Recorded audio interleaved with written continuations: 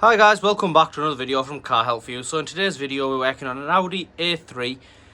This one is a 2012 and as you can see it's got that gorgeous honeycomb grille.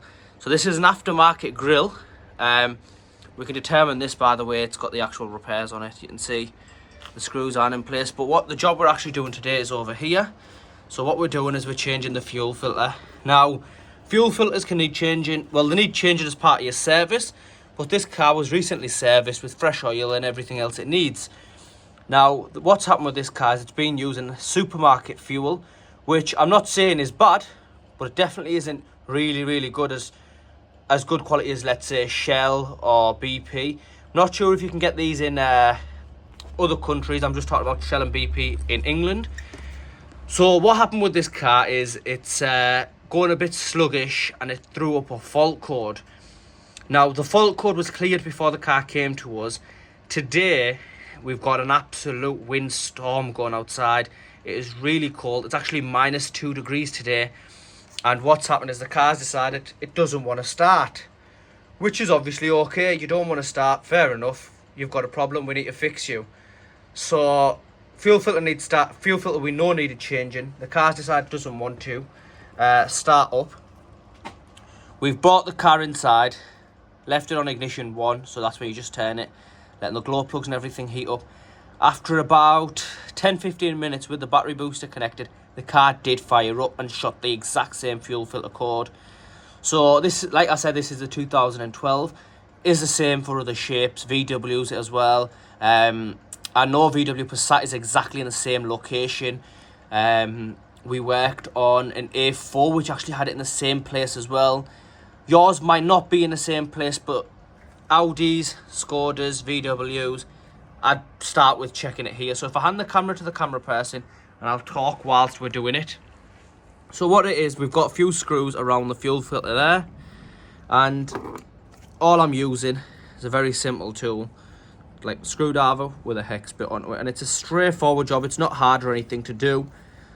This car's battery is completely disconnected at the moment. You don't need to disconnect it to change a fuel filter. We were doing a few other jobs in the car, so it's been disconnected.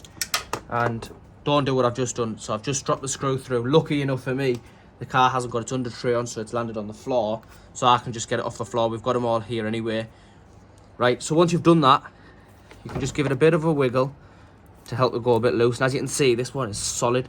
You need to go a bit easy. Sometimes you do have to slide it. So now this one's not going to come out like that. What we're going to do is, where it's got like a little lift up part, we're just going to put a screwdriver in there just to give it a little bit of slack.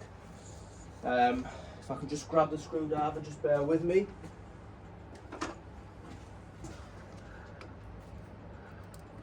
As you can see, it's got a lot of resistance trying to lift up. There we are. It will lift up. It'll just take a bit of time. Just make sure you've got it all out. Don't just start jamming the screwdriver in one space, obviously. There we are, you see? Not a lot of power's needed there. We can lift that up. If we just unclip the pipes here, actually, might be a bit easy just for the camera to see as well.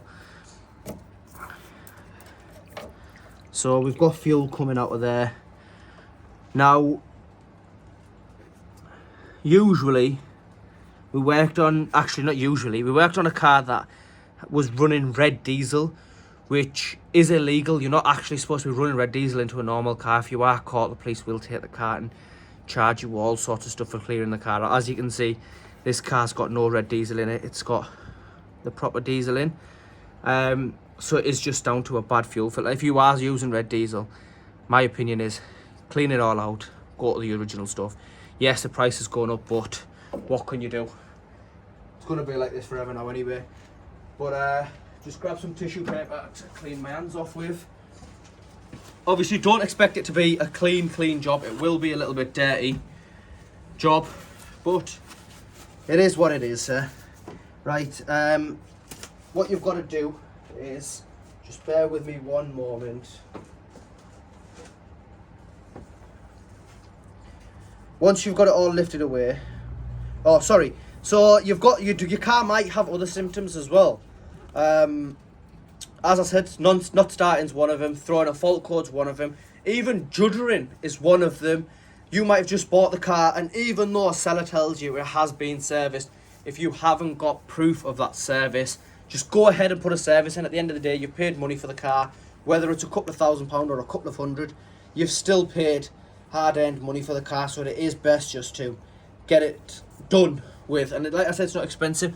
So now we do recommend putting original dealership parts in, or dealership recommended ones. Customer brought us the fuel filter. I'll just show you it there. It is a WIX filter. Now these filters aren't actually bad, they are alright quality, so I'm not gonna start saying, oh, it's not a good quality. It is a good quality one, but obviously it's not what the dealership use. So that's the filter itself, and then we've got the rubber washer, which is there. So if we just put these on top of the Audi compartment itself, and the reason I'm emptying the box out is because, as you know, we've just wiped our hand with tissue paper. We're going to put that in the bottom of the box there and put the diesel filter on top. What this is going to do is it's going to stop a lot of the mess. Now the filter hasn't lifted up itself, you can just lift it up with your finger there. As you can see, no hard work went into that whatsoever. Drop it back in. There's a tiny little hole in the bottom there. You can just make it out on top of the water. There's a hole there, obviously, where this goes into to suck the fuel into the engine.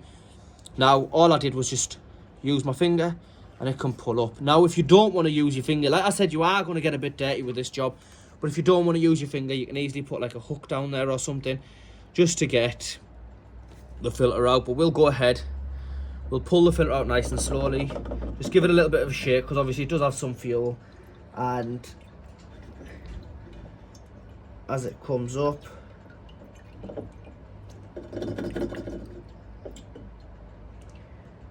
so now this filter has actually stored some water in the top there. Well, not water, sorry, it's actually stored fuel in the top. So all we'll do is just quickly tip it over, and you can hear it coming back out. I'm not sure if a camera can pick up on that, but it is just shotting it all back out. You don't have to fill it back up with fuel. People say, oh no, you've got to fill it back up with fuel or it won't start. You don't, you've just got to make the pump drag some fuel back, which isn't really that hard. Obviously, you're going to expect some air in your system now, because we've got the fuel out there. So you can see the fuel filter's out, and obviously it's, look at the difference of it. It definitely did need changing. There's no denying about it. It's had its life or whatever, but we'll shut it into there, and all we can do now is close that off and put it to the side. And now look, hasn't leaked out of anywhere, no fuel, nowhere. We're nice and clean. Well, our hand's full of diesel, but the rest is all nice and clean. So that's the trick to it. Now installing the other fuel filter, it's literally just make sure it hasn't got no dust on it. So just drop it into the engine bay nice and gently, and it will actually fill up with fuel itself, because you remember how it was coming above? Now the fuel filter hasn't gone down, but we're going to push it down with our finger, and then you don't really need to do this, but if you pull it back up again, it'll just keep sucking some in a tiny bit. It'll suck it in through the sides, not through the actual thing. But as you can see there, now that's actually got some fuel in it, so we can just leave it into there. If you're mega bothered, just shut some on top. Like I said, doesn't really matter. So now we've changed the fuel filter, we've got to change the rubber. The rubber is just here. Now there are two ways to change in the rubber. If you don't have like a pick tool, like a toothpick, a bent toothpick tool to get the rubber off, you can use a flathead screwdriver. Fortunately, we do have the tool. I'll show you what the tool looks like. I won't use the tool. I'll use a flathead screwdriver because not everyone's got this tool. I'll just quickly go and grab this tool. It is somewhere here.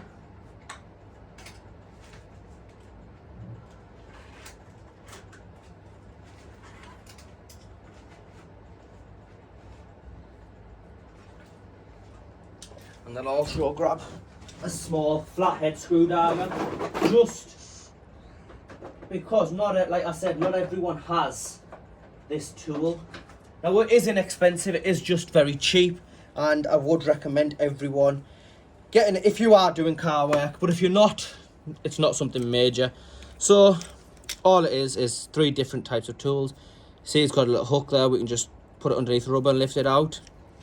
This one's got one, and so has this. So we've got 3 types.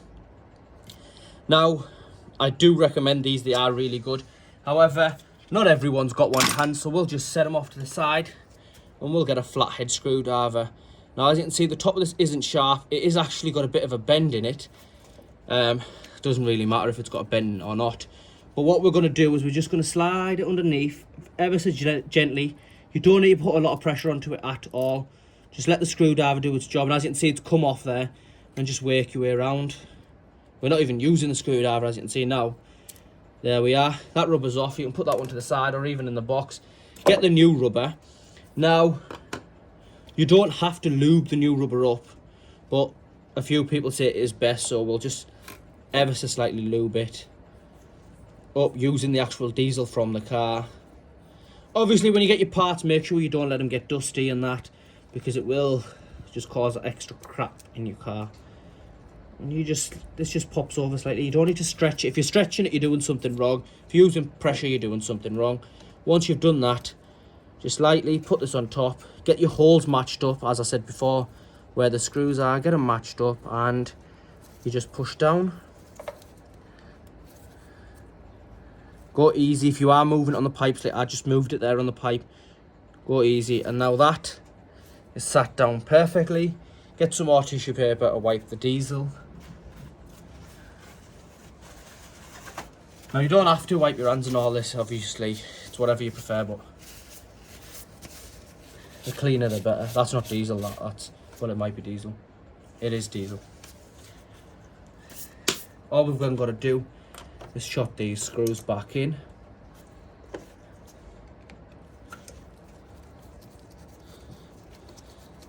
Making sure they're fairly tight. Now, with this screwdriver, we've got a good amount of grip on it, so we can just tighten them.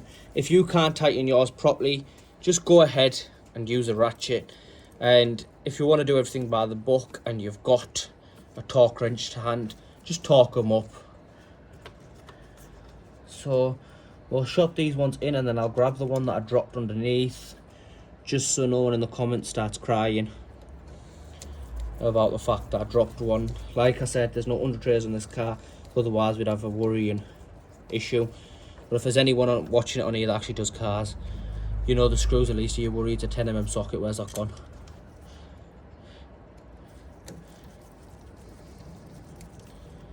So I'm just going to grab that screw from underneath.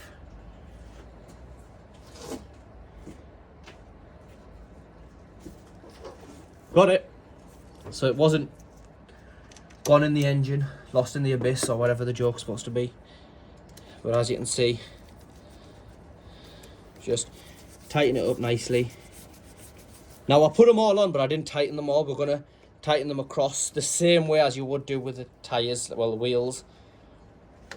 Always try tightening opposite, just because you want that nice seal on it. Now, we've obviously got the battery disconnected because we were doing some work. We're going to continue with that. We're fitting 2 new airbags into this car. Curtain pillar ones. We haven't made a video for that, but if you do want to see it, let us know and I can talk you through it. Now, anyone that does comment in the comments, I always try my best to get back to you. If I haven't got back to you, I will make sure it's done with soon. So, now this is all nice and tight. Your next step now is, obviously, if you know, the car will not fire straight up unless you've got luck. What I would recommend is putting the key in, taking it at the off position, just turning the ignition on but not actually trying to fire the car up. So just do that about 3-4 times. You know what, just do it 5 times. You can't go wrong. Look, it is nice and tight on, it's sealed. So now just turn the key about 5 times and you are good to go. Obviously, remember, if you have removed pipes and that, put them back. So we removed this one for ease, that's gone back. We actually removed this one, just clips in. Now, gentle, and you got it. Obviously, we're going to go ahead and clean this up with some engine cleaner, clean the covers up so it looks nice and shiny for the customer, obviously. Happy customer means they're going to come back. Now, like I said, turn the ignition on and off 5 times. The pump will cycle a few through to the engine, disperse of the air itself. On the 6th time, you can start it up. Now, guys, this isn't just for this car. I just want to quickly add in, it is for all diesel cars. Diesel cars have a tendency to not start when they're cold. It's just because of fuel filters. Now, it doesn't matter what fuel you're using, because it can happen to all fuels. All fuel, if you get a glass of fuel and put it in the fridge, or the freezer actually, and it will freeze up. Now, you've got to imagine your car's outside all night. It's going to be getting cold. Sometimes it's in freezing conditions. Like this was in minus conditions. Now, it could have just froze up, which is why we've just changed the fuel filter. Now, the car, we know it's going to start up, guaranteed. We've had a few in this week like this, and they start up with no issues. If you've got any questions, guys, just put them in the comments, and I will try my best to help you. It does happen on diesel cars. If you can't find your fuel filter or anything, just drop me a message, and I'll try my best to help you. If I don't have the vehicle that you've got in question, we can always just pull an image off Google, make a quick video, and I can send it over to you, and you can do it from there, or we can sort something out and I can talk you through the process. It's not an issue. Anyway, guys, please don't forget to like, share, and subscribe. Thank you.